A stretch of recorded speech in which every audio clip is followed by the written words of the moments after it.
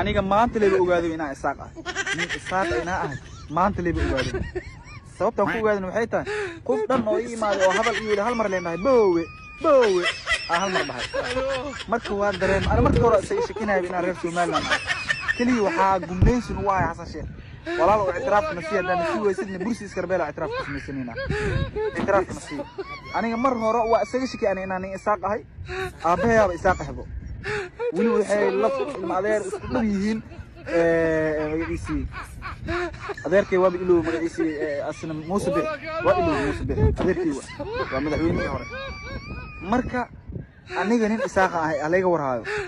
in aad isfahantay maanta inaad tahay nin isaaq ah xornimada sheegaysid iyo muxuu asiga اعترافka raadinaysid waa diyaar Xasan Sheekh waa laga dhaadhicinaya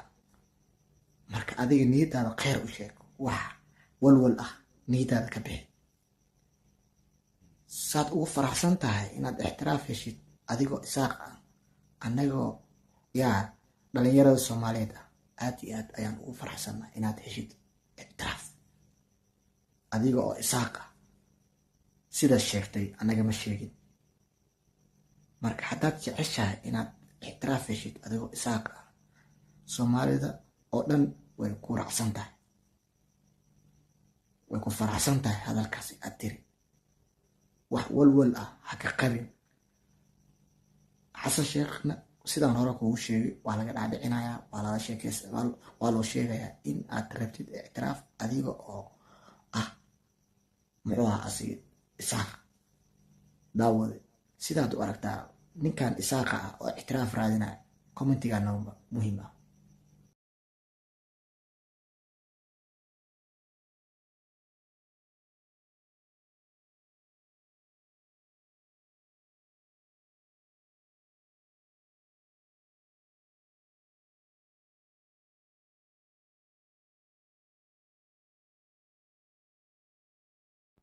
laba dhalinyaro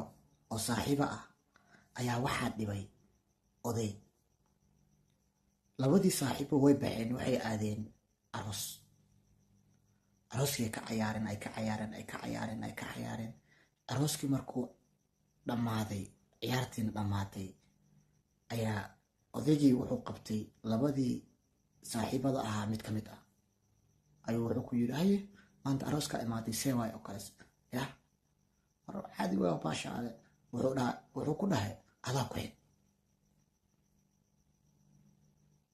marka haddana aroos kale isku arkeen odayga haddana midkii uu qabtay mar labaad haddana adaa ku xig arooska adaa ku xig hadda ninkaan aroos sama next time adaa ku xig wiilka uu kiraasaday hadalkaas adaa ku xig saaxiibkiisa ayuu qabtay wuxuu dhahay odaygaan maalin walba oo aroos uu arko wuxuu igu dhahaa adaa ku xig